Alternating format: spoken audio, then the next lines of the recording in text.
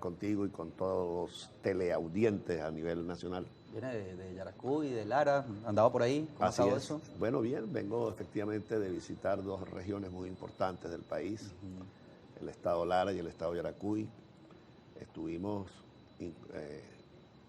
Lara adentro, en el corazón del municipio Urdaneta, en Siquisique. Es bellísimo el estado de Lara. Sí, estuvimos en Aguada Grande y estuvimos también, por cierto, en una comunidad campesina donde pudimos apreciar el daño de la política estatista que se ha llevado a cabo en estos años. Una famosa unidad productiva, una hacienda de esas que eran ejemplo de desarrollo, de producción de carne, de leche, fue expropiada hace 20 años, cuando estuvo en boga el exprópiese. Y aquella hacienda que le daba empleo a los campesinos pasó a manos del Estado y se nombraron funcionarios, y hoy en día aquello es la ruina absoluta. Se llevaron las ordeñadoras, acabaron con las vaqueras, acabaron con la casa, con la maquinaria, con el ganado. Los potreros se llenaron de monte y bueno, los campesinos desempleados. Entonces varios de ellos decidieron limpiar algunos de esos potreros para sembrar algún tipo de cereal, caraota, etcétera, y están siendo víctimas de una persecución judicial. Fui, hablé con ellos, los que quieran conocer un poco más en detalle esa visita, lo pueden ver en mis redes sociales, en Instagram, en TikTok, allí van a encontrar esa reunión, esa visita mía a la comunidad campesina, que es muy importante porque muchas veces hacemos todo desde, digamos, desde el confort de una red social y no en contacto directo con la realidad, con la realidad de la gente que no tiene trabajo. Y los campesinos me decían, nosotros ganábamos bien. Trabajábamos ordeñando, trabajábamos limpiando los potreros, trabajábamos levantando las cercas y resulta que una vez que la expropian, perdimos el empleo, ya no tenemos trabajo. Y yo le decía, esto se parece mucho a los trabajadores de Sidor y Benaluna en Guayana.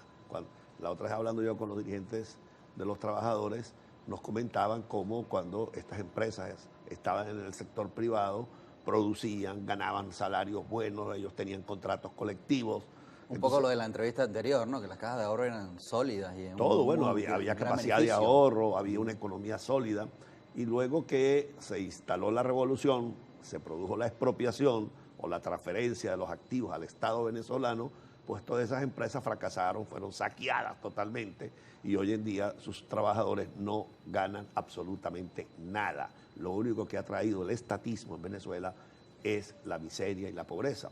Y eso lo pude comprobar ahora, pero en el sector agrícola, así como en una oportunidad, hace unos meses estuve en Puerto Ordaz y pude apreciar, hablando con los trabajadores, la situación de miseria, de pobreza en que está el obrero de las ciudades, también lo está el obrero del campo.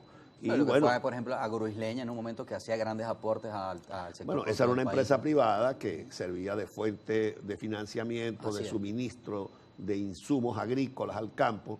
Y bueno, allí en Lara, en esa región del municipio de Urdaneta, reiteré mi propuesta de que cuando Venezuela vuelva a tener plenamente un Estado de Derecho, nosotros vamos a lograr que la propiedad de la tierra sea de los que están trabajando. No se trata de quitarle a nadie lo que tiene, sino al contrario. Como hay más de 2, 3 millones de hectáreas en manos del Estado, entonces hay que hacer un esfuerzo para que el que se dedique a la agricultura, a la ganadería, tenga la propiedad de la tierra, de modo que le sirva de base para el desarrollo agrícola, para que creen y nazcan empresas agrícolas que permitan el incremento del Producto Interno Agrícola, que es una herramienta fundamental para el desarrollo nacional. De modo que esta visita a Lara, además me permitió también ir al mercado de San Juan, un mercado muy populoso en el centro de Barquisimeto, y allí pude también conversar con los ciudadanos de la capital larense y contactar cómo hacen milagros para comprar, para que le alcancen los 5, los $20, comprando medio kilito de tomate, tomando 2 pepinos, 2 plátanos, una cosa impresionante. Me decía un amigo hace algunos días que rendía la proteína con aliños, pues sale más barato.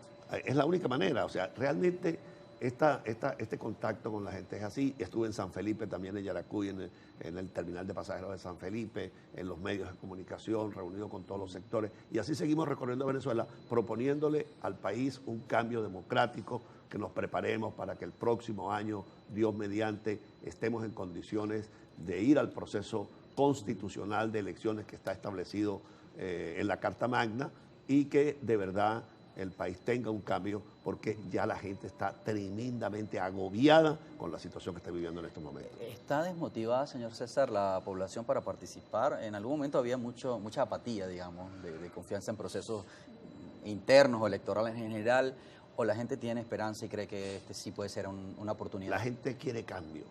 Ese es el primer gran clamor de los ciudadanos. Quieren cambiar el actual modelo político y económico, el actual gobierno. La gente quiere además unión de los líderes democráticos, porque les irrita, les molesta muchísimo la forma como el gobierno ha logrado fraccionar y cómo los propios dirigentes democráticos carecen o carecemos, para hablar en primera persona del plural, de una suficiente voluntad para el entendimiento y para acordarnos. Por eso la política que yo estoy planteándole al país es una política de concertación ciudadana. Cuando se habla de concertación, se está hablando de un acuerdo de los ciudadanos y de los dirigentes que son ciudadanos. No se trata de otro partido político, se trata de buscar un punto de encuentro que nos permita hacer una transición. Yo quiero ser un presidente para hacer una transición que permita recuperar plenamente la vigencia del Estado de Derecho en Venezuela, la separación de los poderes, el fortalecimiento de las regiones y existiendo una plena vigencia del Estado de Derecho, que haya respeto a la propiedad privada, a la iniciativa privada, podamos nosotros establecer una economía social de mercado, una economía que permita generar riqueza y poder superar este momento de pobreza, de miseria que está viviendo la ciudadanía, que podamos recuperar los servicios, que podamos recuperar la salud, la educación. Mira, en Siquisique, donde estuve el fin de semana, tenían 20 días sin agua hasta ese día. No había agua potable. Pero no es solo en Siquisique, no es solo en Lara, es en toda Venezuela donde no hay agua. En San Felipe, el principal reclamo en la mañana en la radio, que estuve en una radio local, es no hay gas doméstico, no hay gasolina. Todo esto de aquí, de Tazón hacia el interior, el país está sin gasolina. El país está sometido a un plan de racionamiento eléctrico. Le dan 4 horas de energía, se lo quitan 3 horas en toda Venezuela. Y más fuerza y con mayor severidad el racionamiento está en Zulia y en Táchira. Son los estados más castigados por el racionamiento eléctrico y sin embargo el señor Maduro se va para Brasil, dice que a ofrecer energía eléctrica al estado de Roraima. Un diputado de oposición denunciaba en la Asamblea Nacional los cortes eléctricos en el Táchira. El presidente del Parlamento, Jorge Rodríguez, mostró cierta preocupación, se comunicó, decía ahí en la sesión con el gobernador del Táchira, Freddy Bernal, y el gobernador le dijo que no, que eso no era así, que no habían cortes prolongados. Claro, donde él vive no tiene cortes eléctricos, pero todo el mundo tiene cortes eléctricos. Usted que viaja regularmente al Táchira, ¿qué tan cierto es? ¿Hay o no hay cortes eléctricos en el Táchira prolongados? La región más castigada. Él dijo que era todo muy planificado, muy organizado. Mira, la región más castigada, no ahora, desde hace más de 10 años, 15 años, porque Táchira dependía del sistema hidroeléctrico de los Andes, Uribante, Caparo.